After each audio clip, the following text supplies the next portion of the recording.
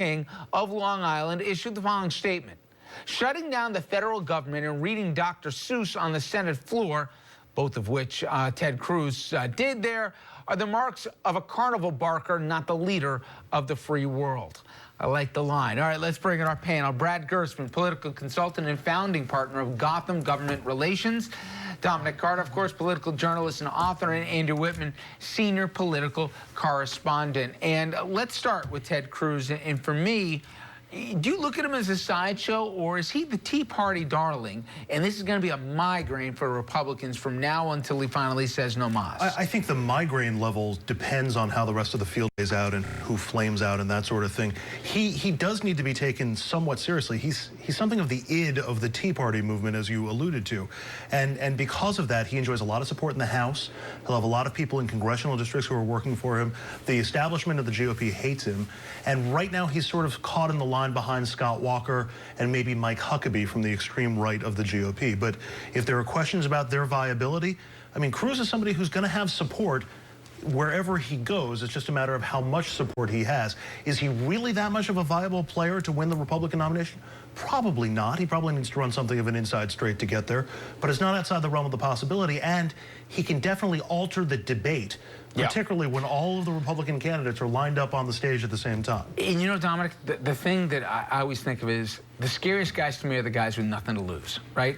And this guy's not trying to angle for Republican leadership. This guy's not trying to angle here to be accepted by the leadership of the party. Think about, in next segment, we're going to be talking about what's going on in Washington. It's an important week in Washington with the budget and all that. He'll pour gas on a fire, you know, Ted Cruz. He doesn't care, you know, and that's what I think would scare really Republicans more than Democrats. Well, he's certainly going to give plenty of red meat for Tea Party crowds. The one area where Andrew and I disagree, he has no shot of winning the Republican nomination, none whatsoever. He will be a player in this. He will be an interesting distraction, a sideshow, freak show during the debates, but that's it. That's it.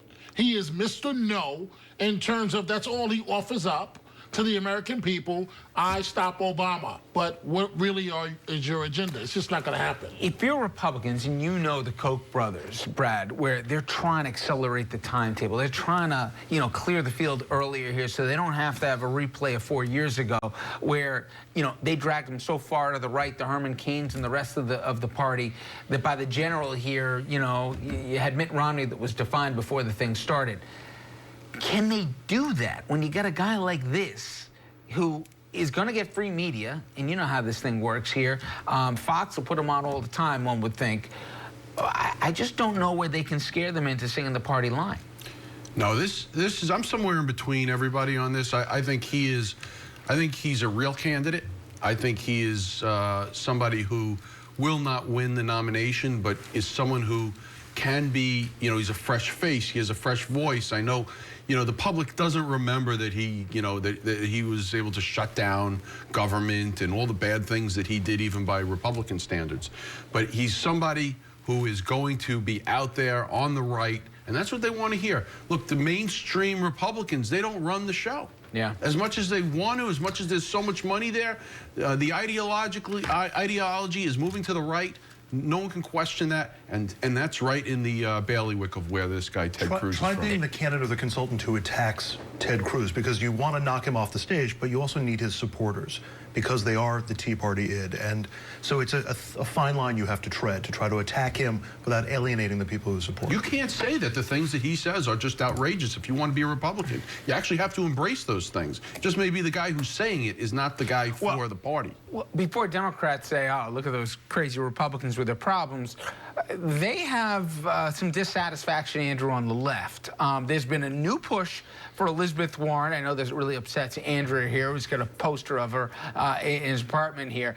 They're trying to get her to run for president, the Massachusetts senator. In fact, the Boston Globe's editorial board, they're the latest group urging her to do just that and to get into the race for president. And Andrew, this is something, there's a deep-seated, I don't know if it's distrust, I don't know if it's they feel that they're being taken for granted here, but they're not sure what they're going to get with Hillary, and they want somebody, even if it's just a stick in the eye to the moderates or the triangulating Democrats, to say, not so fast. If you're on the progressive left and your issues are economic, closing the economic gaps in terms of wealth and overall income, and also making government work for regular people, there are significant questions about Hillary Clinton. She does not have a great history with that. Her husband repealed Glass-Steagall and loosened a lot of bank regulations. She's voted to reduce bankruptcy protection, and she does not have a great track record when it comes to the progressive left. She is seen by those on the far left as being more a creature of Wall Street than necessarily somebody who represents them. So there is a question that remains, and will somebody drive her to the left on progressive populist issues? She may move that in that direction anyway, because that seems to be where Democratic voters are, and that seems to be a major issue going towards 2016. But that's the question with Hillary, and that's why you're still seeing calls for Elizabeth Warren. You know, Bernie Sanders won't cut the mustard as that progressive candidate, but Elizabeth Warren might. The media wants a fight. The media wants to see Hillary challenged in a primary. And I just don't see the argument of the left attacking Hillary.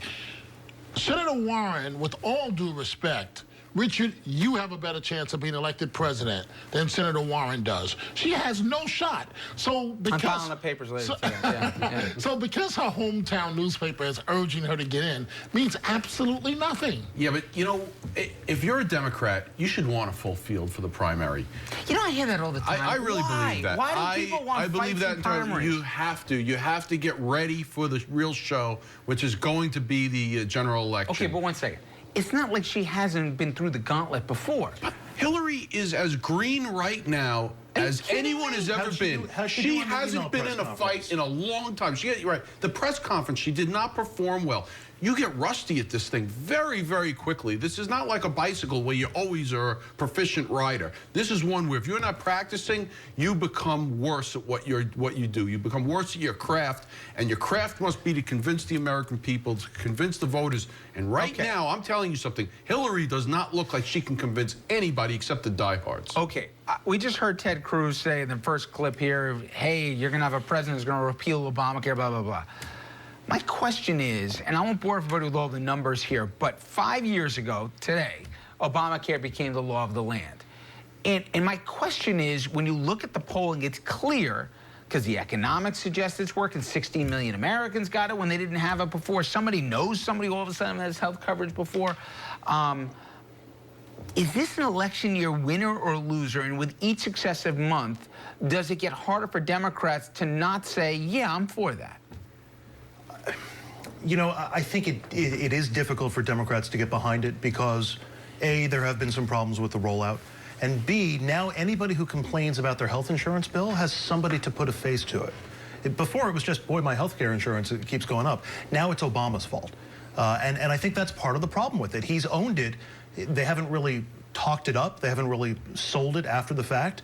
And now if anybody has a problem with their health insurance, I'm telling you, anybody, if you're an objective person and you're a CPA and you're looking at this thing as to whether there's been a return on investment, there has. I mean, you look at how many people have it. You look at the savings that were projected. Not even the champions of the thing thought it was going to be as cost effective as it's been. Perfect? Absolutely not. And sometimes the worst people for it have been the people who rolled it out in the first place. All that said, it's actually working. How many governors are looking to get rid of it that actually opted into it? Nobody. No, and you're 100% right.